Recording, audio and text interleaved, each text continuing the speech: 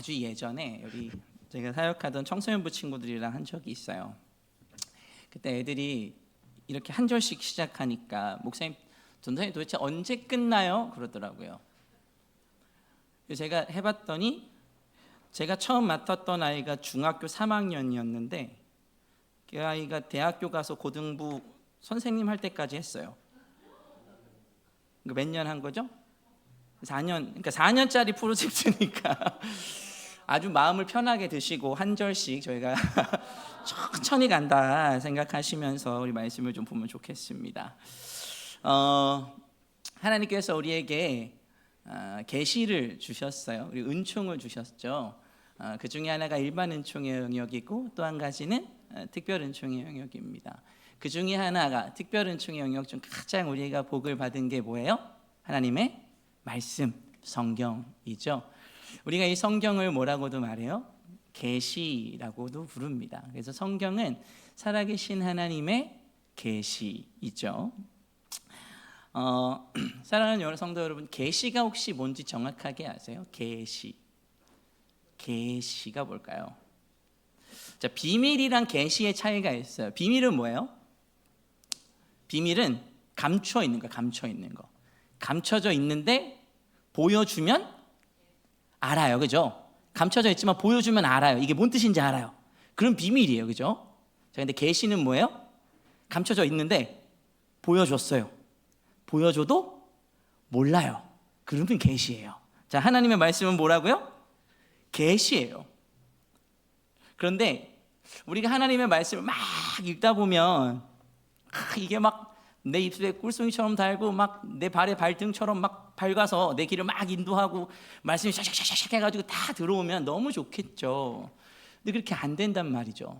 그래서 말씀을 계속 읽고 또 읽다 보면 하나님이 한 줄기 빛을 팡 하고 주세요. 그걸 우리는 성령의 조명이라고 부르죠. 그러니까 말씀을 읽을 때 누가 항상 도와주셔야 돼요? 성령께서 도와주셔야 되는 거예요. 그래서 말씀은 뭐예요? 그래서 계시예요. 그러니까 내가 읽는다고 내가 그것들을 다 알 수 없어요. 제가 얼마 전에 유튜브에서 이런 걸 봤어요. 출애굽의 고고학적 근거. 근데 성경을 굉장히 비평적으로 보시는 유튜버시더라고요. 어떻게 말하나 처음부터 끝까지 쫙 봤어요. 기본적으로 성경에 오류가 있다고 생각하고 말해요. 이러면 우리가 성경이 계시가 아니죠. 말씀이 되지 않아요. 우리가 성경을 보면서 내가 납득되지 않고 이해되지 않고 그러는 지점들이 분명히 있죠. 하나님의 예정에 대해서 우리 정확하게 알지 못해요. 하나님 왜 예정하셨나요? 모르죠. 하나님의 뜻이에요. 하나님의 영역이죠. 그러나 하나님의 뜻이 분명히 거기에 있어요. 그래서 하나님의 말씀은 계시예요.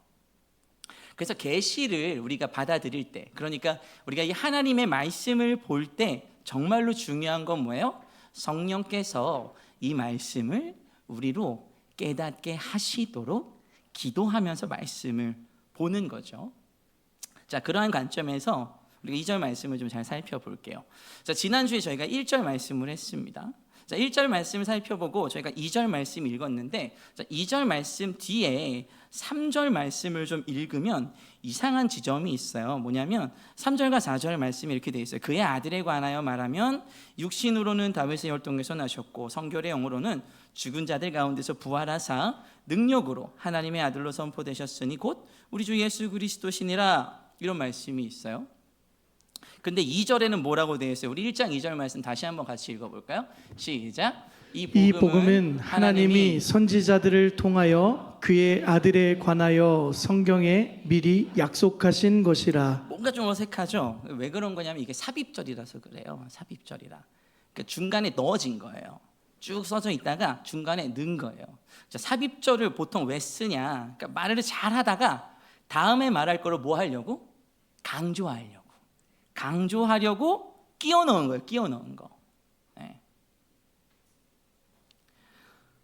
삽입절이란 생각을 하고 2절 말씀을 다시 보면 2절 말씀이 조금 다르게 보여요. 자, 우리가 1절 말씀에서 예수 그리스도의 종 바울이 무엇을 위해서 택정함을 입어요? 복음을 위해서 택정함을 입어요. 그런데 이 복음이 어떤 거라고요? 언제부터요? 하나님이 누구를 통해서요? 선지자들을 통해서 하나님의 아들에 대해서 약속하신 거예요. 그 아들이 어떤 분이시라고요? 3절과 4절에 나오는 거예요. 그러면 하나님께서 그의 아들에 관하여 약속하신 것, 선지자들을 통하여 미리 약속하신 것, 그 하나님이 무엇을 약속하셨어요? 아들을 약속하셨어요. 그러면 그 아들은 우리에게 무슨 일을 했냐는 거죠. 이거를 우리가 확인해야 하나님의 말씀이 계시로 들리고, 그래야 우리가 하나님의 말씀이 나에게 은혜가 되죠. 그리고 자, 여기 성경에 보면 참 중요한 주어가 하나가 등장을 합니다. 성경에 보니까 이 복음은 누가 약속하신 거래요? 누가? 하나님이 약속하신 거예요. 하나님이. 사랑하는 성도 여러분, 모든 성경이나 인생이나 우리 인생의 모든 주어의 첫 자리는 누가 주어가 되어 있어야 돼요? 하나님이 주어가 되어 있어야 돼요. 그래야 우리의 자리를 찾아요. 창세기 1장 1절에 뭐라고 되어 있어요? 태초에 누가? 하나님이 우리 인생의 주어가 되어 있어야 하고, 하나님이 성경의 주어가 되어 있어야 해요. 세상의 지식과 세상의 관습과 세상이 가지고 있는 과학들보다도 앞서서 있어야 되는 게 누구예요? 하나님이어야 하는 것이죠. 그래야 우리가 성경을 뭐로 볼 수 있어요? 성경으로 볼 수 있어요. 계시로 볼 수 있는 것이죠. 그래서 우리가 인생의 어떤 순간이 찾아오더라도 우리 인생의 완전한 자리를 하나님께 내어놓아야 우리 인생도 제자리를 찾아서 하나님의 성령의 이끌리심을 받아서 갈 수 있어요. 사랑하는 성도 여러분, 우리 인생의 주인을 하나님으로 모시고 살아가시기를 주님의 이름으로 축복합니다. 그런데 우리가 인생을 살아가면서 여전히 미성숙한 신앙을 가지고 살아가죠. 나만 그런 게 아니에요. 성경 인물도 그랬어요. 누가 그랬어요? 야곱이 그랬어요. 야곱이. 제가 제일 좋아하는 성경 인물이 세 사람이 있어요. 한 사람은 야곱입니다. 또 한 사람은 다윗이에요. 또 한 사람은 사도 바울입니다. 이렇게 세 사람을 제가 참 좋아해요. 야곱은 왜 좋아하는 줄 아세요? 저랑 좀 닮았어요. 웃으시는 분들은 동의하시는 건가요? 저랑 좀 닮은 구석이 있어요. 야곱을 보면 좀 치사하죠. 네, 돈을 벌려고 머리를 잘 씁니다. 그러니까 잔머리가 아주 빨라요. 근데 제 이름의 뜻이 뭔 줄 아세요? 으뜸가는 꾀를 갖춘 사람이 제 이름의 뜻이에요. 제가 꾀가 아주 많은 사람. 뭘 또 인정하시는? 왜 뭘 보시고 인정하시는 거예요? 왜 다 되게 동의를 격하게 하시는데, 아무튼 제 이름의 뜻이 그래요. 이름의 뜻이 그렇다 보니까 야곱에게 되게 이렇게 동질감을 많이 느껴요. 야곱의 인생을 보면 참 하나님 보기에 부끄러운 인생 많이 살았다. 근데 제 인생도 보면 참 하나님 보시기에 부끄러운 인생을 많이 살았다. 이렇게 좀 생각이 들어요. 근데 야곱이 참 그 인생을 살펴볼 때 이런 일도 당한 적이 있어요. 야곱이 정말 사랑하는 외동딸 하나가 있었죠. 근데 외동딸이 강간을 당해요. 강간을 당한 이후의 사건에 대해서 야곱이 누구를 먼저 걱정하는 줄 아세요? 딸에 대해 걱정할까요? 아니에요. 우리 창세기 34장 말씀 같이 한번 읽어볼까요? 창세기 34장 30절입니다. 시작. 야곱이 시므온과 레위에게 이르되 너희가 내게 화를 끼쳐 나로 하여금 이 땅의 주민 곧 가나안 족속과 브리스 족속에게 악취를 내게 하였도다. 나는 수가 적은즉 그들이 모여. 자, 뭐라 그래요? 네 개 화라고, 4개. 그러니까 이때까지도 야곱은 누가 중심이었어요? 나야, 나. 내가 제일 중요한 사람이에요. 근데 그가 파란만장한 인생을 막 살아가고 그 인생의 시기가 져가고 있을 때 결국 그의 인생의 첫 자리를 누구에게 내어놓게 돼요? 하나님에게 내어놓게 돼요. 근데 이 야곱이라는 사람이 참 특별한 사람이에요. 야곱은 하나님에게 이스라엘이라는 이름을 받은 사람입니다. 그런데 보통 한번 성경에서 이름을 바꾸면 계속 바꾼 이름으로 불러요. 근데 야곱은 어땠을까요? 중간중간 야곱이라고 불렀어요. 그 말은 뭐냐면 야곱이 그게 인생에 중간중간 이스라엘로 안 살고 누구로 산 거예요? 계속 야곱으로 산 거예요. 계속. 그래서 야곱이 바로 앞에 갔을 때 바로가 물어보죠. 네가 나이가 몇 살이냐? 대답해요. 뭐라고 대답해요? 내가 조상의 연수에 못 미치지만 험난한 인생을 살았습니다. 이렇게 고백해요. 이게 뭐예요? 내가 참 내 인생 내 마음대로 살았는데 그때마다 하나님 나 도와주셨습니다. 이제 내가 이스라엘로 삽니다. 이런 뜻이에요. 그러니까 인생을 보면 이렇게 파란만장한 인생을 살아가는 사람들이 있어요. 그리고 그게 누구랑 또 비슷하게 생겼다고요? 저랑 많이 비슷하다고요. 저랑. 사람이 성숙하게 되면 좋아하는 것도 달라지고 삶의 패턴도 달라져요. 그래서 신앙이 성숙하게 되면 야곱처럼 인생의 파란만장한 시간이 지나가더라도 하나님께서 나를 여기까지 인도하셨습니다 라고 고백하게 되죠. 이전에 파란만장한 인생을 살아갈 때는 야 이게 나한테 화로다, 너희가 진짜 날 피곤하게 하는구나 라고 말했던 인생이 하나님을 만나고 하나님이 인생의 첫 자리로 돌아오니까 뭐라 그래요? 이제 내가 하나님의 인생대로 하나님께서 이끌어 주시는 대로 살아갑니다 라고 고백하는 순간들이 찾아오는 거죠. 그래서 성경도 마찬가지고 인생도 마찬가지고 가장 중요한 건 누가 우리 앞자리에 있어야 해요? 하나님이 우리 앞자리에 있어야 해요.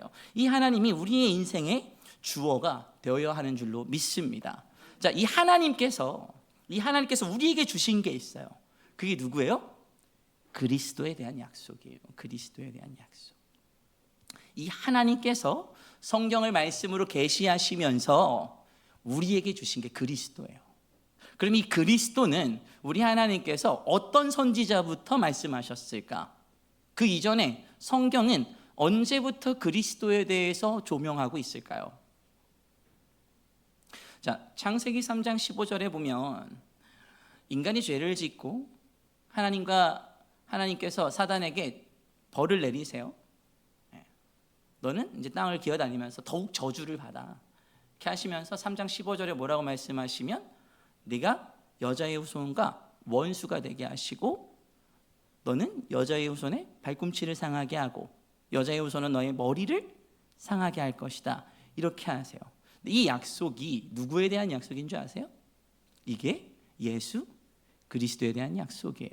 그러니까 성경은 그때부터 하나님께서 인간에게 여인의 후손, 즉 예수 그리스도를 주실 것을 약속하시고 조명하셨다는 거예요. 이게 하나님이 성경에 계시하시고 계시는 겁니다. 그리고 성경은 처음부터 끝까지 누구에 대해 말씀하고 계세요? 예수 그리스도에 대해 말씀하고 계세요. 그래서 항상 우리의 관심과 항상 우리의 관점은 어디에 맞춰져 있어야 합니까? 하나님께서 우리에게 보내주신 하나님의 거룩하신 아들이신 그 한 분 예수 그리스도에 우리의 인생과 초점이 맞춰져 있어야 해요. 그리고 하나님이 인생의 주어로 있으신 분들은 누가 항상 그리스도에게 우리의 초점이 누구에게 맞춰져 있어요? 그리스도에게 맞춰져 있다는 겁니다. 그리고 하나님께서 또 성경을 통해서 예수 그리스도에 대해서 설명하세요. 그게 누구예요? 아브라함이에요. 아브라함이 창세기 12장에 처음 하나님 앞을 만납니다. 하나님을 만나고 하나님께서 아브라함에게 세 가지를 약속하세요. 뭐 주겠다고 하세요? 땅 주시고 자식 주시고 복을 주시겠다고 하세요. 그리고 이 아브라함으로부터 시작된 계보가 쭉쭉쭉 이어져서 누구까지 오게 돼요? 다윗까지 오게 되고요. 그리고 다윗부터 이어진 계보가 쭉쭉쭉쭉 이어져서 어디로 가게 돼요? 예수 그리스도로 가게 됩니다. 그러니까 성경은 엄청난 시절과 엄청난 시대와 세대를 뛰어넘어서 계속해서 누구를 말씀하고 계세요? 그리스도 예수를 우리에게 말씀하고 계세요. 그러면 하나님을 인생으로 주인 삼은 우리는 성경을 볼 때마다 하나님의 계시를 살펴볼 때마다 이 삽입된 구절처럼 하나님께서 우리에게 주신 이 아들에 대한 묵상을 끊임없이 해야 된다는 거죠. 이스라엘 역사가 평탄치 않았어요. 우리가 잘 알죠. 이스라엘 역사 출애굽하던 시기에 몇 년 동안 종살이를 해요? 400년을 종살이를 해요. 우리나라 30몇 년 일제강점기 있었는데 이스라엘이 몇 년이라고요? 400년이에요. 400년. 그렇게 이스라엘 백성이 400년이라는 시간 동안 고난받으면서 계속 누구를 달라고 말해요? 구원자를 보내달라고 말해요. 구원자를 보내달라고. 그래서 고난받던 이스라엘 백성들을 위해서 하나님께서 모세라는 인물을 또 보내시죠. 그리고 애굽을 떠나게 돼요. 그리고 출애굽한 지 3개월 만에 시내산에서 하나님의 율법을 받습니다. 그러니까 또 다른 언약을 받은 거예요. 첫 번째 하나님께서 예수 그리스도에 대해서 언약하신 건 누구예요? 아브라함이에요. 그리고 두 번째 언약하신 게 누구예요? 모세를 통해서 언약과 율법을 한번 업데이트하세요. 그런데 아브라함의 언약은 뭐예요? 너희는 이제 내 백성이 될 거야. 이게 하나님이 아브라함에게 하신 언약이죠. 모세에게 하신 언약은 뭐예요? 내 백성이 되었으니까 이제 뭐 하라는 거예요? 이거 율법 잘 지키면서 살라는 거예요. 자, 그런데 이게 율법이 조건이에요, 아니에요? 율법은 조건이 아닙니다. 이것 많은 것 중에 하나 해라가 아니에요. 뭐 해야 돼요? 이거 다 지키면서 살라는 거예요. 600가지가 넘는단 말이죠. 이거 다 지키면서 살아야 돼요. 가능했을까요? 불가능했을까요? 불가능했어요. 그러니까 하나님이 율법을 줬는데 이 백성이 하나님의 의로운 요구에 이르를 수 있는 사람이 아무도 없는 거예요. 그러니까 사실 율법을 받기 전까지는 누가 잘하냐, 누가 못하냐 이 기준이 있었어요, 없었어요? 없었어요. 그런데 율법을 주고 나서 보니까, 율법을 투영해서 나를 보니까 내 인생이 어때요? 쓸만한 구석이 한 군데도 없는 거예요. 그러니까 하나님의 기준에서, 자, 너희가 이제 내 백성이야. 내 백성은 이거 지키면서 사는 사람들이야. 그리고 주셨는데 보니까 아무도 못 지키겠는 거예요. 아무도 못 지키면서 실제로 살고 있는 거예요. 그래서 로마서 3장 20절에서 뭐라고 말해요? 우리 같이 한번 읽어볼까요? 로마서 3장 20절입니다. 그러므로 율법의 행위로 그의 앞에 의롭다 하심을 얻을 육체가 없나니 율법으로는 죄를 깨달음이니라. 사도 바울이 그래서 이런 말씀을 우리에게 하신 겁니다. 사도 바울을 통해서 하나님께서 율법을 보니까, 율법을 토용해서 나를 보니까 우리가 뭘 깨달아요? 내가 죄인이구나. 어쩔 수 없는 죄인이구나. 어쩔 수 없는 죄인이구나. 그럼 이제 우리는 어떻게 해야 됩니까? 율법으로도 안 돼요. 그러니까 로마서 3장 21절에 하나님께서 이렇게 말씀하시는 거예요. 같이 한번 읽어보겠습니다. 이제는 율법 외에 하나님의 한 의가 나타났으니 율법과 선지자들에게 증거를 받은 것이라. 자, 여기 중요한 말씀이 나와요. 율법과 누구에게? 선지자들에게. 자, 2절 말씀에 하나님의 아들은 누구에게 약속하신 거라고요? 선지자들을 통해서. 그럼 율법과 선지자들을 통하여 약속하신 한 의, 그럼 결국 이것도 누구예요? 예수 그리스도가 되는 겁니다. 자, 율법으로는 우리의 죄를 깨달아요. 그리고 율법으로는 우리가 의에 이르를 수 없다는 걸 알게 됩니다. 그러면 우리에게 또 뭔가 다른 방법이 필요한 거예요. 그게 누구예요? 21절에 나오는 다른 한 의가, 그리고 이 한 의는 율법과 선지자들로부터 약속을 받은 거예요. 율법으로는 구원받을 수 없다는 사실을 알았어요. 그리고 우리는 율법과 선지자들에게 증거를 받은 분 예수 그리스도를 믿는 믿음으로 말미암아 구원에 이를 수 있게 됐다라는 것을 깨닫게 되는 겁니다. 자, 그런데 이게 우리에게 은혜가 되는 또 다른 한 이유가 있습니다. 이것이 언제부터 보증되었다고요? 창세기에서부터 보증이 되었다고요. 창세기에서부터. 이게 은혜예요. 자, 왜 은혜인지 우리 말씀을 계속 살펴보겠습니다. 우리 갈라디아서 3장 24절 말씀 같이 한번 읽어보겠습니다. 갈라디아서 3장 24절 말씀. 준비가 안 되셨나요? 제가 읽어드리겠습니다. 갈라디아서 3장 24절입니다. 이같이 율법이 우리를 그리스도께로 인도하는 초등교사가 되어 우리로 하여금 믿음으로 말미암아 의롭다함을 얻게 하려 함이라. 아멘. 자, 율법은 우리를 어디로 인도한다고요? 그리스도께로 인도해요. 자, 율법을 통해서 나를 보니까 나는 죄인이에요. 어쩔 수 없는 죄인이에요. 답이 없습니다. 그래서 이제 율법을 통해서 우리가 그러면 다른 방법이 없구나. 누구만 찾게 돼요? 예수만 찾게 돼요. 그래서 율법이 아무 쓸모가 없느냐? 그게 아니에요. 율법은 우리를 어디로 인도해요? 예수 그리스도께로 인도하는 초등교사가 됩니다. 하나님께서 우리에게 율법을 주시니까 율법에 대응해서 지켜낼 사람이 아무도 없어요. 그래서 인류의 시선이 누구를 향하게 할 수밖에 없게 만들어요? 예수를 향할 수밖에 없게 만듭니다. 이게 율법의 기능이에요.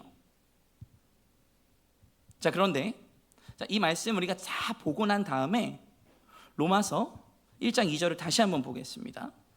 로마서 1장 2절 말씀 같이 한번 읽습니다. 이 복음은 하나님이 선지자들을 통하여 그의 아들에 관하여 성경에 미리 약속하신 것이라.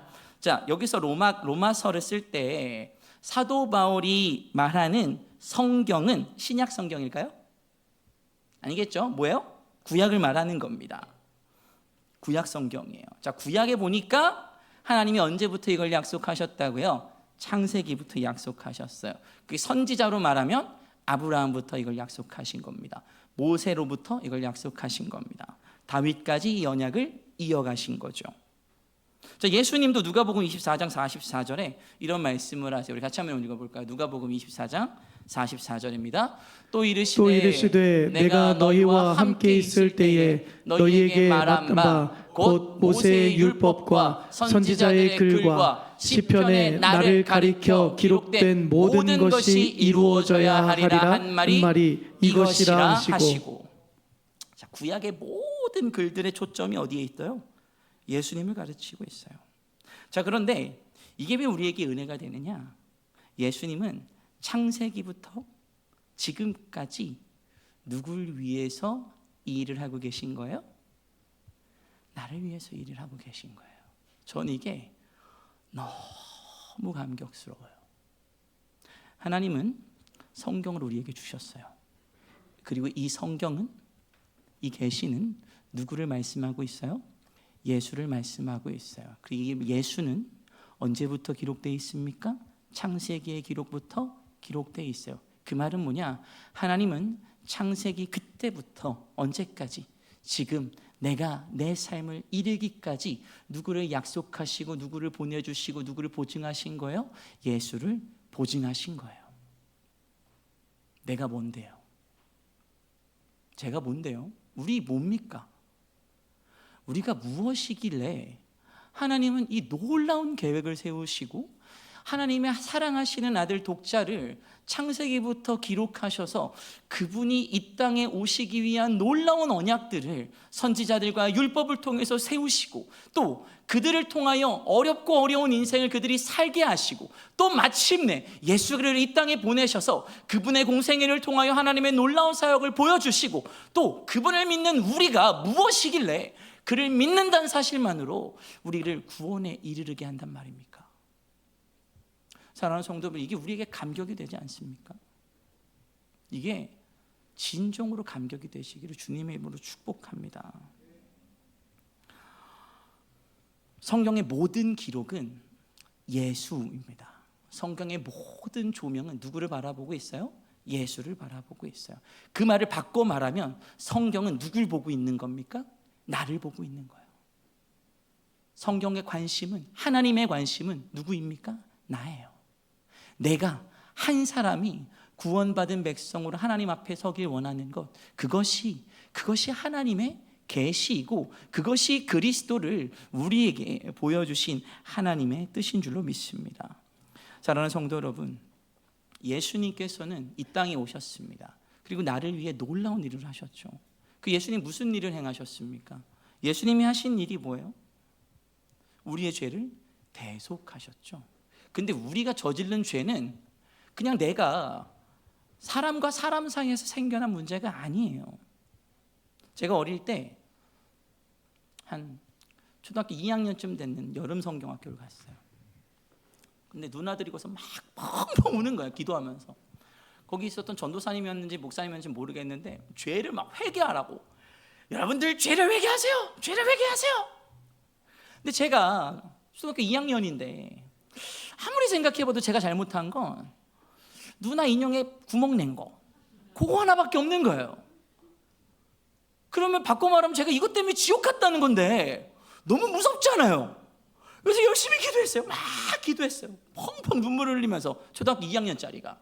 선생님들이 저를 보고 쟤는 뭐가 돼도 되겠다, 난리가 난 거예요. 초등학교 2학년짜리가 여름 성경학교 기도회 하는데 거기서 막 울고 있으니까. 나중에 아빠가 저한테 이렇게 물어보셔서 왜 울었냐 원모야. 근데 제가 솔직히 생각해 보니까 작은 누나가 울어서 제가 울었어요. 작은 누나가 옆에서 막 울고 있으니까 제가 따라온 것 같아요. 그래서 아버지가 작은 누나한테 물어봤어요. 너는 왜 울었냐? 큰 언니가 울어서. 그래서 큰 언니가 우니까 막 운 거예요. 그러니까 삼남매가 그래서 다 운 거예요. 그래서 아버지가 큰 언니한테 물어봤어요. 너는 왜 울었냐? 했더니 언니 오빠들이 다 울고 있어서 울었대요. 그러니까 참 어린 마음에 회개하라 그러니까 열심히 회개를 했는데 뭘 회개하는지 모르겠어요. 사랑하는 성도 여러분, 회개하셨습니까? 무엇을 회개하셨습니까? 우리는 무엇을 회개해야 합니까? 우리가 이 땅에서 살아가면서 예수 그리스도를 조명하며 살아가는, 예수 그리스도의 조명을 받는 인생을 살아가는 우리가 이 땅을 살아가면서 반드시 해결해야 하는 회개는 무엇입니까? 하나님께서는 그 일을 위해서 이 땅에 예수 그리스도를 보내셨는 줄로 믿습니다. 우리가 하나님 나라에 이르도록 하는 회개를 하기 위해서 예수 그리스도를 이 땅에 보내셨는 줄로 믿습니다. 그 하나님이 창세기부터 지금까지 여기 계신 여러분들을 조명하며 예수 그리스도를 보내셨고, 그리고 그 복음의 능력이 나의 능력이 되었습니다. 그래서 성경은 우리에게 분명히 말합니다. 우리에게는 정죄함이 없는 겁니다. 그리고 성경은 우리의 그 정죄함 없는 인생을 우리가 살도록 하기 위해서 그 놀랍도록 하나님의 비밀에 쌓여진 계시를 우리에게 주셨는 줄로 믿습니다. 사랑하는 성도 여러분, 나는 왜 구원받았습니까? 나는 무엇을 위해 구원받았습니까? 그리스도께서 무엇을 위해 나를 조명하셨습니까? 제가 앞서 말씀드렸던 것처럼 여기 계신 여러분들의 모습 가운데에 예수의 모습이 드러났으면 좋겠습니다. 여기 계신 여러분들의 모습 가운데 예수의 모습이 드러났으면 좋겠습니다. 근데 그거 내 힘으로 안 돼요. 내 능력으로 안 되죠. 그래서 하나님이 어떻게 하셨다고요? 창세기부터 계획하셨다고요. 창세기부터 계획하셔서 지금 여기까지 하나님의 놀라운 계획이, 하나님의 놀라운 은혜가 오늘 우리에게 임했습니다. 그러면 우리는 이제 어떻게 살아야 해요? 그 계획과 그 계시와 그 조명을 받은 자의 인생으로 우리가 살아가야 되지 않겠냐는 거예요. 그러면 지금 우리는 그 자리에 서 계십니까? 하나님이 계시하셨어요. 야, 이거 좀 해봐라. 그럼 우리 그 자리에 서 계십니까? 제가 요새 다락방 신방을 다니면서, 특히 우리 남자 다락방 분들 다니면서 제가 항상 권하는 게 있어요. 집사님, 제자 훈련 하셨습니까? 안 한 분들이 참 많아요. 제자 훈련 하십시오. 제자 훈련이 집사님 인생을 살립니다. 목사님 해야 되는데 왜 안 해요? 해야 되는데 왜 안 하는 거예요 도대체? 해야 되는 줄 알면 하시기를 축복합니다. 아멘이십니까? 우리의 인생에서 하나님께서 우리에게 불러주신 인생의 자리가 분명히 있는 줄로 믿습니다. 그리스도의 모습으로 나타내며 살아가라고, 그리고 그리스도의 모습대로 창세기에 하나님께서 예비하신 그 모습대로 우리에게 살아가라고 하나님께서 우리의 인생에 조명하시는 주의 말씀이 있는 줄로 믿습니다. 그리고 분명한 것은 그 말씀이 우리 인생의 복음으로 다가왔습니다. 그리고 우리는 그 복음을 받아서 복음으로 살아가는 그리스도인인 줄로 믿습니다. 그렇게 하나님께서 창세기부터 기획하셔서 여기까지 인도하신 우리의 인생, 내 인생이 아니라 성경에 계시된 인생, 하나님께 이끌림 받는 인생, 성령의 조명받는 인생, 우리 모두 살아가게 되시기를 주님의 이름으로 축복합니다. 말씀을 마치겠습니다.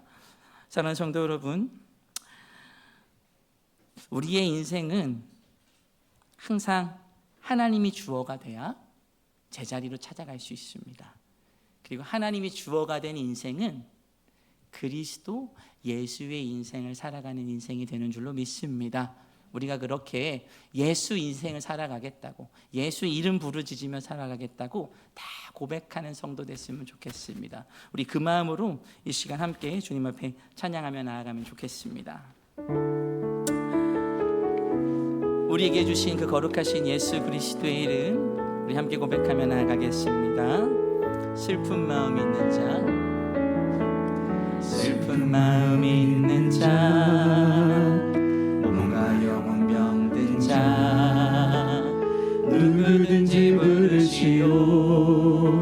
예수 이름 부르시오. 그 이름을 믿는 자, 그 이름을 부르는 자, 그가 어떤 사람이든 그는 구원 얻으리. 우리 처음부터 한 번 더 고백합니다. 슬픈 마음 있는 자, 슬픈 마음 있는 자, 몸과 영혼 병든 자, 영혼 병든 자, 누구든지 부르시오. 예수 이름 부르시오. 그 이름을 믿는 자, 그 이름을 부르는 자, 그가 어떤 사람이든 그는 구원 얻으리. 아멘. 예수 예수 예수 예수, 오 능력의 그 이름 예수, 나 외쳐 부르네. 예수 예수, 오 구원의 그 이름 예수, 나 외쳐 부르네. 예수 그리스도. 은과 금 내게 없으나, 은과 금 내게 없으나, 날 가진 것 너에게 주니. 능력의 이름 예수라. 그 이름을 붙드시오. 그 이름을 믿는 자, 그 이름을 외치는 자, 그가 어떤 사람이든 그는 주의 영광 보리라. 아멘. 예수 예수 예수 예수, 오 능력의 그 이름 예수, 나 외쳐 부르네. 아멘. 예수 예수, 오 구원의 그 이름 예수, 나 외쳐 부르네. 예수 예수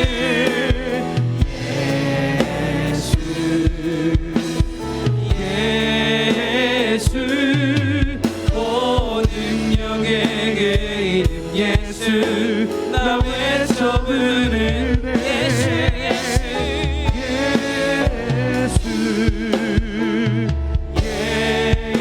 예수, 오 구원의 그 이름 예수, 나 외쳐 부르네.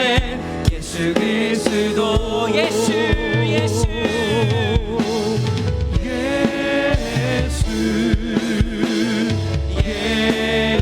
예수, 오 능력의 그 이름 예수, 나 외쳐 부르네.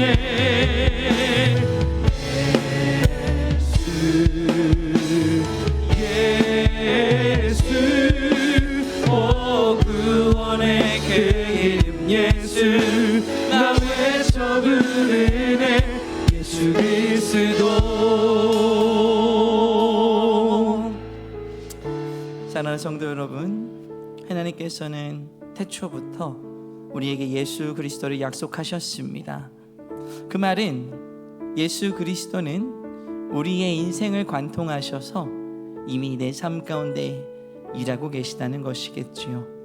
그 예수님은 지금도 그 이름을 부르는 자에게 위로도 주시고 감격도 주시고 기쁨도 주시고 감사도 회복시키시는 줄로 믿습니다. 그리고 그 복음에는 그러한 능력이 분명히 나타납니다. 이 시간 내 인생에 찾아오시고 내 인생 처음부터 끝까지 관통하시는 복음의 능력을 부어주시는 우리 예수님 앞에 우리의 삶을 좀 올려드리고 우리의 인생을 맡기는 기도를 우리 함께 좀 결단하며 나아갔으면 좋겠습니다. 하나님, 내 인생에 어려움이 있습니다.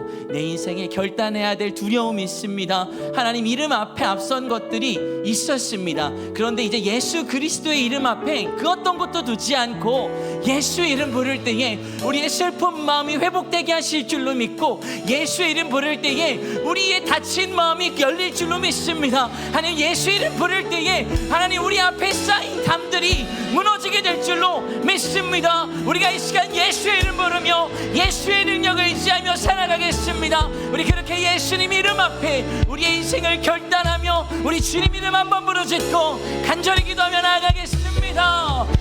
주여.